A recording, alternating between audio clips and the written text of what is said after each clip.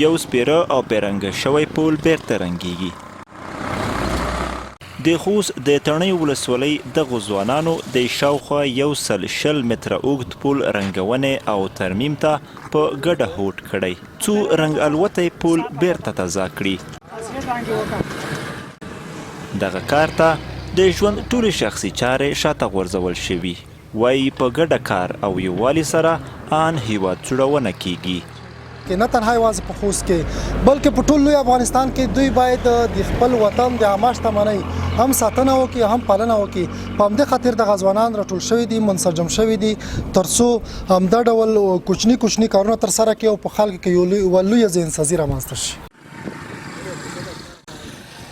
د دغه چارې یوه انګیزه د ملت جوړونې او ملي احساس زیږونې لپاره د یوې لارې تیرول هم دي.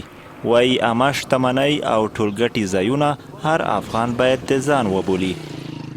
که موږ ټول سره یو شو، په اتفاق شو کار وکړو، وطن هم جوړ دی.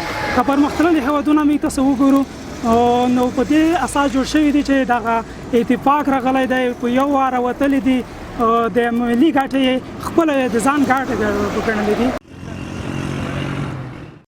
پر دغه پول پر تڼیو سربیره د اسماعیل خیلو مندوزیو، ګربزو او سپیرو ولسوالیو د ځینو سیمو خلک هم تګ راتګ کوي. وایي تر دې وړاندې د دغه پول نشتون انساني ژوند ګواښلی او اخیستی و.